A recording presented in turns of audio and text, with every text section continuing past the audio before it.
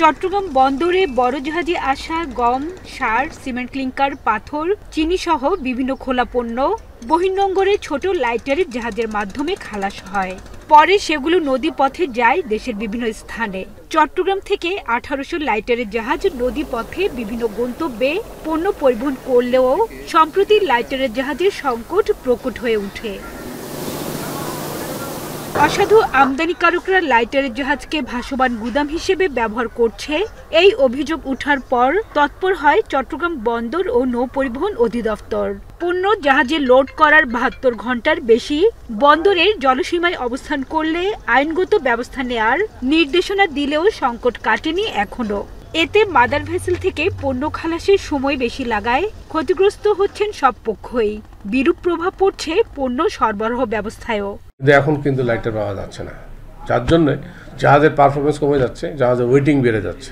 এখন দেখা যাচ্ছে শত শত লাইটার ভেসেল গোডাউন হিসেবে ভাসতেছে। যে জাহাজ 4টা লাইটারের কাজ করার সক্ষমতা রাখে, সে যদি 2টা পায় তাহলে তার পারফরমেন্স 50 হয়ে যাচ্ছে, আর যার 3টার জন্য সে যদি 2টা পায় তার পারফরমেন্স কিছুটা কমে যাচ্ছে। সো এটা হচ্ছে যে এটা যদি এরকম থাকে তাহলে হয় কি জাহাজের কস্ট বেড়ে গেলে প্রোডাক্টের উপরই কিন্তু আলটিমেট কস্টটা পড়বে। লাইটারের জাহাজ ব্যবসায়ীরা বলছেন কর্ণফুলী নদী বা বন্দর চ্যানেল নয়, গন্তব্যস্থলেই বিভিন্ন ঘাটে আমদানিকারকরা লাইটারের জাহাজগুলোকে ভাসমান গুদাম হিসেবে ব্যবহার করছেন।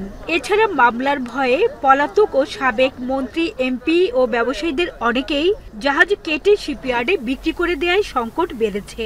ফলে 1800 থেকে লাইটারের জাহাজের সংখ্যা কমে দাঁড়িয়েছে 900-তে। আনলোড পয়েন্ট যেটা আছে, খালাস পয়েন্ট গন্তব্যে, সেখান থেকে মালটা খালাস করতেছে না।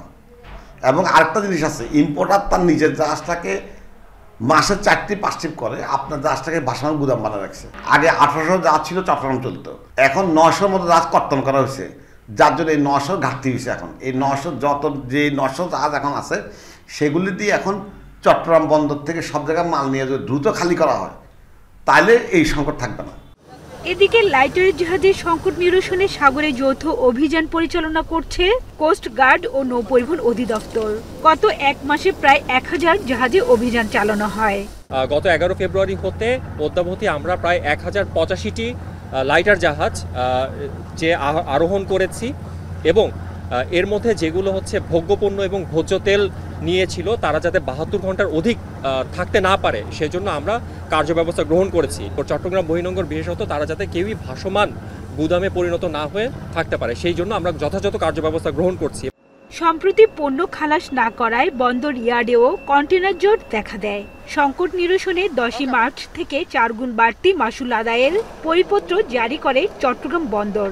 এ নির্দেশনায় কন্টেনার ডেলিভারি বাড়ায় পরিস্থিতি উন্নতি হয়েছে বলে দাবি বন্দর কর্তৃপক্ষের।